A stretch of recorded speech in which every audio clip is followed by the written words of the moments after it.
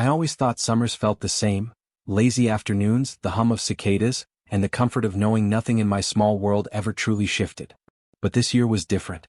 I could feel it in the way the air pressed heavy on my skin, in the way my heart stumbled every time my phone lit up with his name. Why? We'd known each other for years, though I never quite knew how to explain him to other people. To most, he was just my best friend's older brother, the tall one with the easy laugh and the messy curls that never behaved. But to me he was more complicated than that. He was the late-night rides when I needed to escape, the sarcastic comments that somehow landed softer than they should, the person I caught myself watching even when I swore I wasn't. I told myself it didn't mean anything, that he was just magnetic in that way people like him often were. But standing on the cracked stone path to his house that afternoon, my backpack heavy with the promise of a long weekend stay, I knew I was lying to myself.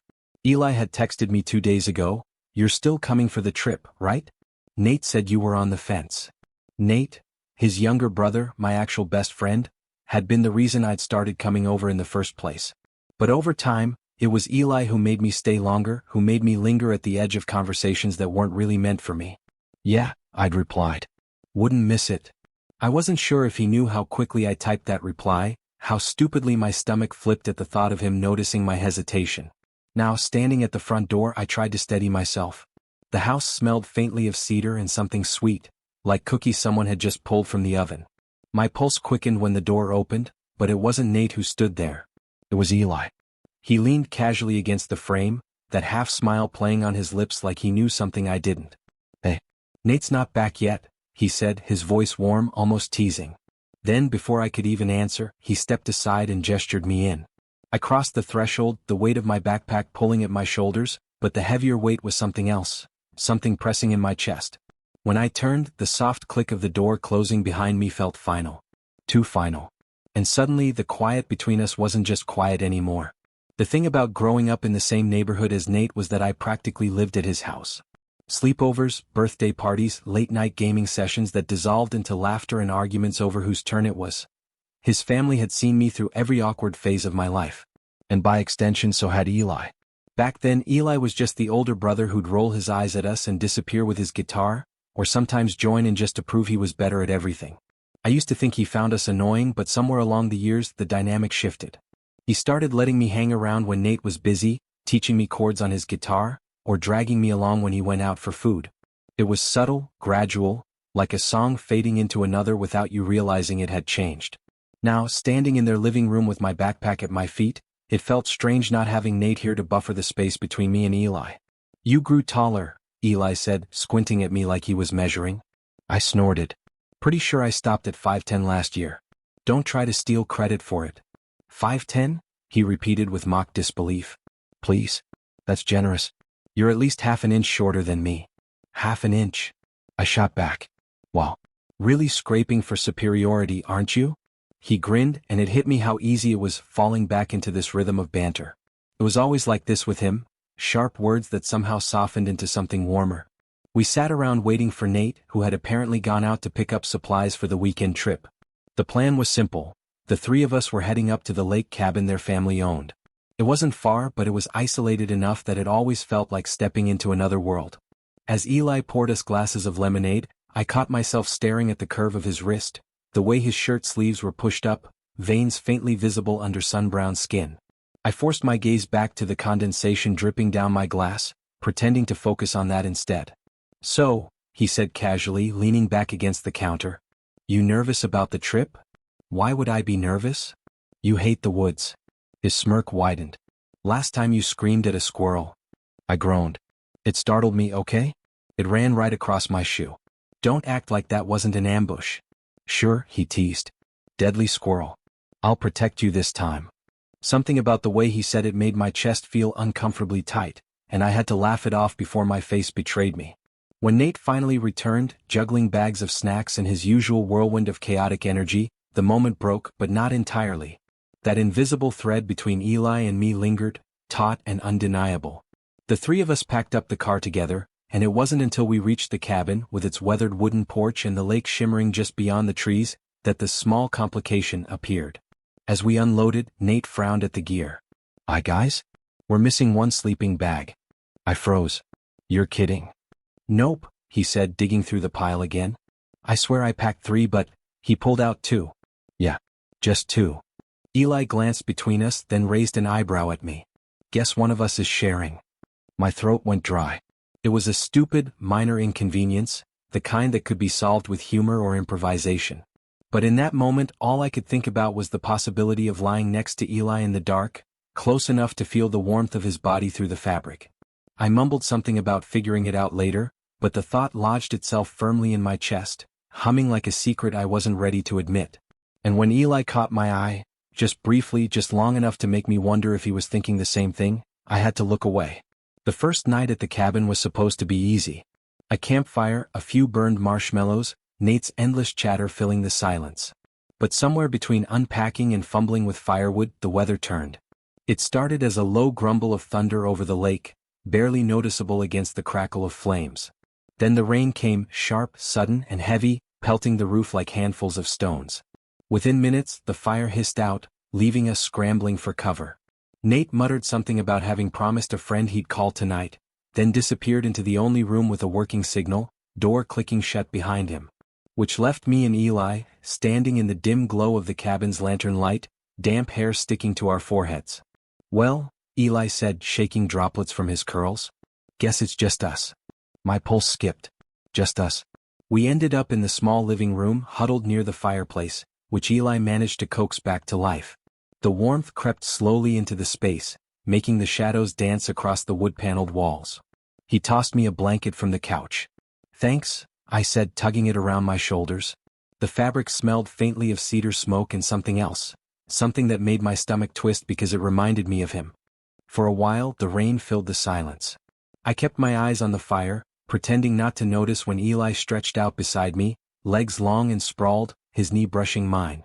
The touch was nothing, barely there, but my whole body lit up as if I'd been struck. I shifted an inch away. Not because I wanted distance, but because I didn't trust myself not to lean in. You're quiet, he said after a beat. His tone wasn't teasing this time, it was softer, probing. I'm just tired, I lied. He studied me with that half smile, like he didn't quite believe me. Then, without warning, he plucked the blanket from my grip and swung it over both of us, his shoulder brushing mine as he adjusted it. There, he said. Fair's fair. I swallowed hard, every nerve in my body suddenly aware of his nearness. His arm stretched along the back of the couch, not quite touching me, but close enough that I could feel the heat radiating from his skin. This was torture. Because what I wanted, to lean into him, to close the distance, was the very thing I couldn't risk. If I was wrong about the way he looked at me sometimes, if I was imagining it all, then everything would shatter. Our friendship. My place in this house that had always felt like a second home. And yet, when Eli's hand brushed mine under the blanket, casual, almost accidental, he didn't move it away. He left it there, fingers close enough that one slight shift could tangle them together. My chest ached with the weight of unspoken words. He broke the silence first. Remember when we used to play cards here? You and Nate would always team up against me. I laughed, grateful for the distraction. Yeah. Because you cheated. Did not. His grin was quick, boyish. I just had better strategies. Strategies? Like hiding cards under your leg. That's called innovation, he said, eyes gleaming in the firelight. I shook my head, smiling despite myself. These little moments, this easy back and forth, they were what made it so hard. Because beneath all the sarcasm and playful digs, there was something steady. Something safe. The thunder cracked again, louder this time, rattling the windows. Instinctively, I flinched, and before I could stop myself, I leaned closer. My shoulder brushed his chest. Hey, he murmured, steady, calm. It's just a storm. I knew that. Of course I knew that. But the warmth of his voice, low and close, made my breath catch. When I finally pulled back, embarrassed, he didn't laugh at me. He just looked at me, really looked, like he was seeing something I didn't realize I was showing. The blanket slipped lower, and he reached to tug it back up around my shoulders, fingers grazing my collarbone in the process. My breath stuttered. It was nothing. Just a small, thoughtless gesture. But my body betrayed me, leaning ever so slightly toward his touch, craving more. Eli's eyes lingered on me for a second too long before he glanced back at the fire. His jaw flexed like there was something he wanted to say but didn't. The silence stretched. I sat there, half wrapped in warmth, half drowning in the storm outside, and the storm inside me was louder. Because every glance, every brush of his hand, every shared smile felt like proof. Proof of something unspoken, something we both danced around but never dared to name. And I didn't know how much longer I could keep pretending I didn't feel it. The storm didn't let up. It raged well into the night, wind rattling the cabin like some restless spirit. Nate had fallen asleep in the back bedroom hours ago, his snores faint through the walls, leaving just me and Eli in the living room, the fire burning low. I should have gone to bed too. But the idea of sharing a room with Nate while my thoughts were this tangled felt impossible. So I stayed on the couch, pretending to scroll on my phone, pretending not to notice Eli watching me out of the corner of his eye. "Can't sleep?" he asked finally, voice low, almost careful. "Not really." I glanced at him, then quickly away. "Storm's too loud." "You were never good with storms." That caught me off guard. "You remember that?" "Of course I do." He shifted, leaning forward, elbows resting on his knees. "That summer when the power went out? You and Nate hid under a blanket like the world was ending. I brought you guys flashlights and you still refused to come out." I laughed softly, embarrassed. "We were kids." "Yeah," he said, but something in his tone felt heavier than the words. "You're not anymore." The silence after that pressed thick between us. I could feel my heart pounding, every beat screaming at me to say something, to do something. But fear kept me nailed in place. Instead, I pulled the blanket tighter around me as if it could shield me from the truth clawing at my chest. Eli leaned back again, stretching his arm along the couch behind me like he had earlier. His fingers brushed lightly against my shoulder, just a graze, like he wasn't sure if the contact was welcome. I should have moved. I should have said something casual, something that would diffuse the electricity buzzing in the air. But I didn't. I stayed perfectly still, letting that almost touch settle over me like gravity. "Why do you always do that?" I asked quietly, surprising even myself. He tilted his head. "Do what?" "Act like you. I don't know. Like you're trying to get under my skin." His lips twitched into that half-smile again, but this time it didn't reach his eyes. "Maybe I am." My throat tightened. I turned to face him, searching his expression for some clue, some crack in the mask. His gaze held mine steady, unflinching, and for the first time I realized, maybe I wasn't imagining it after all. Still, the words stuck in my chest like barbed wire. What if I was wrong? What if I ruined everything? "I can't tell when you're joking," I admitted. My voice sounded smaller than I wanted it to. Eli's jaw flexed, his eyes dropping briefly to my mouth before flicking back up. He leaned in just slightly, close enough that I could feel the warmth of his breath. "What if I'm not joking?" he asked. The room spun. My pulse roared in my ears, drowning out the storm, the fire, everything. I opened my mouth but nothing came out. Just a shaky exhale. He pulled back an inch, his expression unreadable now. "Sorry? That was... Don't." The word tumbled out of me, desperate. "Don't apologize." His brows furrowed. "Then tell me what you want me to do." God, how could I? The weight of it sat heavy in my chest, years of silence and stolen glances pressing down on me. I wanted to tell him everything, that I thought about him more than I should, that I noticed the way he laughed differently with me than with anyone else, that half the time I couldn't breathe when he was near. But all I managed was, "I don't want you to stop." The fire popped softly, sending a spark upward. Eli's eyes softened, something fragile and raw breaking through. "You know," he said slowly, carefully, "I've been waiting for you to say something. For a long time." I froze. "You what?" He let out a quiet laugh, almost disbelieving. "You think I didn't notice? The way you look at me when you think I'm not paying attention? The way you blush every time I touch you?" Heat flooded my face. "I wasn't that obvious." "You were." His smile turned gentler now, no teasing, just truth. But I didn't mind. The storm outside seemed to fade, like it knew it had played its part. My chest ached with the weight of everything unsaid, everything I'd carried for years, and suddenly I couldn't hold it anymore. "I was scared," I whispered. "Of what Nate would think. Of what you'd think. I didn't want to lose this, lose you." Eli's expression softened further. He reached up, hesitated, then let his fingers brush my cheek. The touch was tentative, reverent, like he was giving me every chance to pull away. "You're not going to lose me," he murmured. I closed my eyes, leaning ever so slightly into his palm. The decision, the risk, the fear, it all melted into that single point of contact. When I opened them again, his face was closer. His gaze searched mine, giving me space, waiting for permission. So I gave it. I tilted forward, just enough that our foreheads touched. The world narrowed to the warmth of his skin against mine, the quiet hitch of his breath. And then, finally, his lips brushed mine. It wasn't a movie kiss, no dramatic swell of music, no perfect choreography. It was hesitant, almost clumsy, but it was real. My heart thundered so violently I thought he might hear it. His hand slid to the back of my neck, pulling me just a little closer, deepening the kiss until I forgot every reason I'd ever had to hold back. When we finally broke apart, I was breathless, my forehead still resting against his. He smiled, soft and a little shaky. "Took you long enough," he whispered. I laughed, the sound shaky too but full of relief. "You could have said something. I wanted you to." His thumb brushed against my jaw. "I needed to know you felt it too." "I've always felt it," I admitted.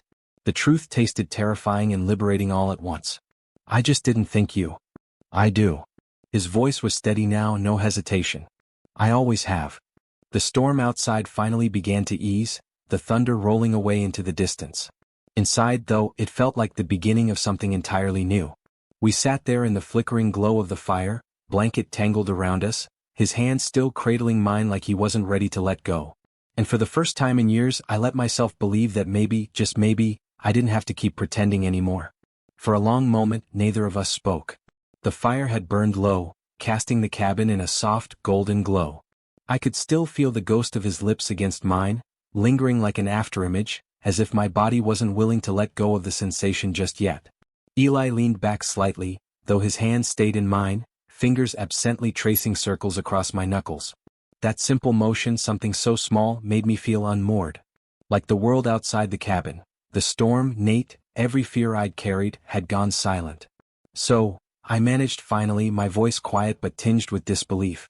"We just kissed." He smirked, eyes gleaming in the firelight. "Pretty sure that's what happened, yeah. And you're not freaking out?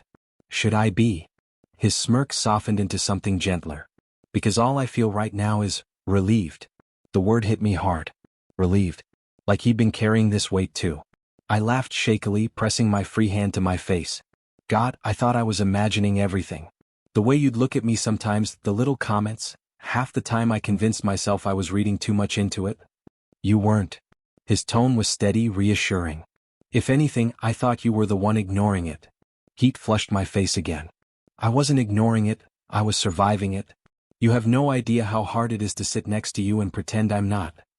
I trailed off, embarrassed by the word that almost slipped out. "Not what?" he pressed, leaning closer. I swallowed hard. "Not in love with you." The silence that followed was deafening. My pulse raced as I scrambled for a way to take it back, to soften it, but before I could, Eli's smile curved, slow, warm, genuine. "Good," he whispered. "Because I'm in love with you too." The world tilted. My chest felt so full it hurt, like every suppressed feeling I'd buried had burst free all at once. And then his lips were on mine again, slower this time, unhurried and certain. A kiss not born from tension but from the comfort of knowing. When we pulled away, both of us were grinning like idiots. I couldn't stop staring at him, at the boy who had been just out of reach for so long and was suddenly, impossibly, mine. Of course, reality eventually crept back in. "What about Nate?" I asked, the thought heavy on my mind. Eli exhaled slowly. "He'll need time. But he loves you. And he loves me. He'll get it." He squeezed my hand tighter. "I don't want to hide this. Not anymore." I nodded, the knot in my chest loosening. "I don't either."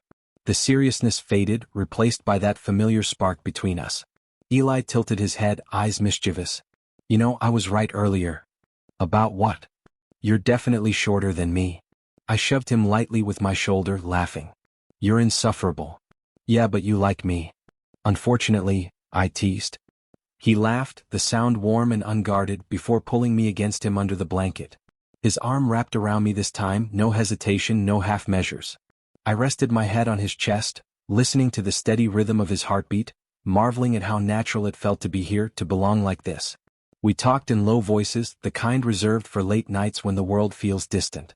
About little things at first, old memories, inside jokes, the ridiculousness of the missing sleeping bag. But then the conversation deepened. "What happens when we go back?" I asked quietly. He was silent for a moment, thoughtful.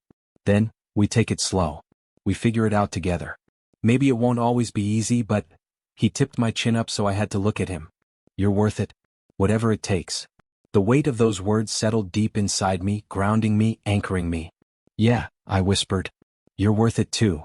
Outside, the storm had finally passed. The air felt clearer, lighter, as if the night itself had shifted along with us. I drifted off eventually, tucked against him, his arms secure around me. For the first time in years, sleep came easily, without the restless ache of wanting something I couldn't name. Because now it had a name. And it was Eli. I woke to sunlight spilling across the cabin floorboards, warm and golden, the storm nothing more than a memory. For a moment, disoriented, I almost thought last night had been a dream. The fire, the words, the kiss. But then I felt it, Eli's arms still draped around me, his breath steady against my hair, the weight of his body grounding me. It was real. I stayed there a while, listening to the morning birdsong outside, trying to memorize the feeling.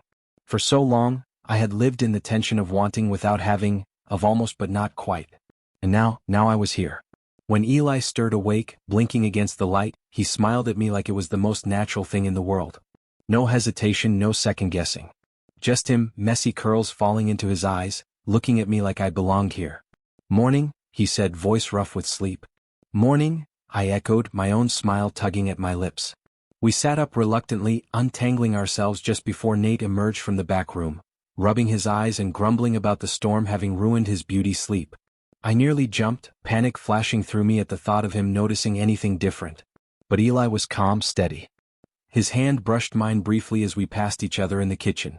Small, hidden, but deliberate. It was enough to steady me. The day unfolded like it always did at the cabin. Nate dragging us down to the dock, daring me to jump into the freezing water. Eli rolling his eyes before pushing both of us in. We laughed until our throats hurt, the three of us splashing like kids again. On the surface nothing had changed. But beneath it everything had. Later, when Nate went off to fish by himself, Eli and I sat side by side on the porch steps, drying in the sun. Our arms brushed, bare skin against bare skin, sending sparks racing up my spine. "You keep looking at me," Eli said quietly without turning his head.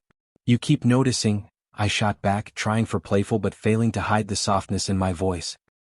He reached down then, fingers grazing mine before threading them together, bold in a way he hadn't been last night. His thumb brushed across the back of my hand in lazy arcs, and I swear my heart nearly burst. "You know," he murmured, it doesn't have to be complicated." I glanced at him, skeptical. "Nate's not going to be thrilled." "Maybe not," Eli admitted. "But he'll come around. He wants you happy. And so do I." The way he said it, the simple certainty, felt like a promise.